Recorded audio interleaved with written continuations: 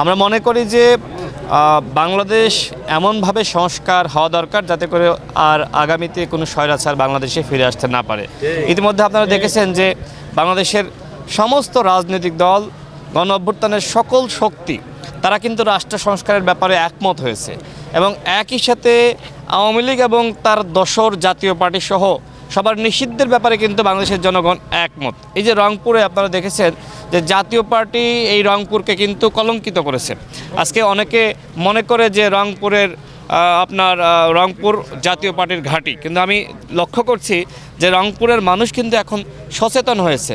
রংপুরের মানুষ এখন মনে করে যে নতুন রাজনীতি এবং নতুন রাজনৈতিক সংগঠন, সেই জায়গায় রংপুরে আমাদের নেতৃবৃন্দরা কাজ করছে। তারা এটাকে আপনারা দেখেছেন যে গণতন্ত্রের জন্য লড়াই করেছে। এই যে রংপুরে যে বৈষম্যবিরোধী আন্দোলন হয়েছে অর্থাৎ গণ অভ্যুত্থান, সেই গণ অভ্যুত্থানে কিন্তু আমাদের সহযোদ্ধারা অন্যতম ভূমিকা পালন করেছে।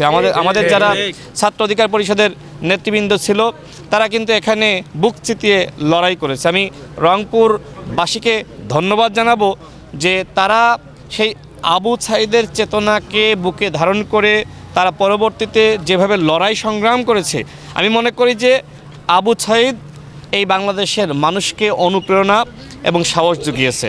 এক আবু সাঈদ যেভাবে আসলে বুক চিতিয়ে দাঁড়িয়েছিল, সারা বাংলাদেশে আবু সাঈদ একটি মানচিত্র হিসেবে দাঁড়িয়ে গিয়েছিল। আচ্ছা, সবাই কিন্তু আবু সাঈদকে কিন্তু সেইভাবে ধারণ করে, লালন করে, এবং আবু সাঈদের চেতনা আমরা কোনোভাবেই বৃথা যেতে দিব না। আজকে আমরা এই সৈয়দপুর বিমানবন্দরে আমরা অবস্থান করছি। সৈয়দপুরেও আমাদের রাজনৈতিক নেতৃবৃন্দ রয়েছে, আমাদের গণ অধিকার পরিষদ অঙ্গ সংগঠনের নেতৃবৃন্দরা এখানে এসেছে। আমি তাদেরকে বলবো যে আপনারা মানুষের কল্যাণে কাজ করুন, আপনারা জনগণের কাছে যান, সংগঠনটা বড় করেন। গণ অধিকার পরিষদের উত্থান কিভাবে, এই যে বৈষম্যবিরোধী ছাত্র আন্দোলন বলেন বা গণ অভ্যুত্থান বলেন, 18 সালে কিন্তু সর্বপ্রথম আমরাই শুরু করেছি। 18 সালের কোটা সংস্কার আন্দোলন না হলে 24 সালের গণ অভ্যুত্থান হয় না। এবং 24 সালে দেখেছেন যে আমাদের সভাপতি তিনি জেল খেটেছেন, আমাদের 11 জন সহযোদ্ধা শহীদ হয়েছে, আমাদের বাসায় গ্রেপ্তারের জন্য অভিযান চালানো হয়েছে। তারপরেও কিন্তু আমরা থেমে যাইনি, আমরা কিন্তু লড়াই সংগ্রাম চালিয়ে গিয়েছি।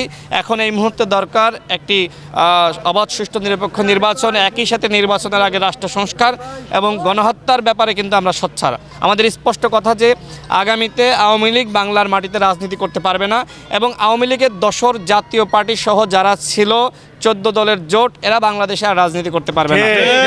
5 আগস্ট জনগণ রায় দিয়েছে যে আওয়ামী লীগের রাজনীতি, জাতীয় পার্টির রাজনীতি কিন্তু 5 আগস্ট শেষ হয়ে গেছে। সুতরাং রংপুরের মানুষকে বলবো, আপনারা জাতীয় পার্টির নাম আর মুখেও নেবেন না। এখন আপনাদের জন্য গণ অধিকার পরিষদ কাজ করছে এবং অন্যান্য যে দলগুলো রয়েছে, বিএনপি, জামাত, আপনারা যে কোনো রাজনীতি করেন, কিন্তু জাতীয় পার্টি আপনারা আল্লাহ রাস্তার করেন না। এই পার্টি বাংলাদেশের একটি অভিশপ্ত পার্টি। আমাদের একটি নিবন্ধিত দল রয়েছে এবং সেই দলের ট্রাক প্রতীক আমাদের সভাপতি বলেন, আমি বলেন, অন্য কোনো দলে যোগ দেওয়ার আসলে আমি বলবো যে ধরনের বিভ্রান্তি ছড়ানো হয়েছে, এটি আসলে মিথ্যাচার। আমরা আমাদের দলকে বড় করার জন্যই দেশে দেশে যাচ্ছি। আমাদের সভাপতি দেখেছেন যে বিভিন্ন দেশে গিয়েছে আমাদের প্রবাসীদেরকে সংগঠিত করার জন্য, জেলায় জেলায় যাচ্ছি, আমরা উপজেলায় যাচ্ছি, পাড়া মহল্লায় যাচ্ছি। তো আমরা যদি অন্য দলে যোগদান করবো তাহলে এই রংপুরে কেন আসলাম আপনিই বলেন।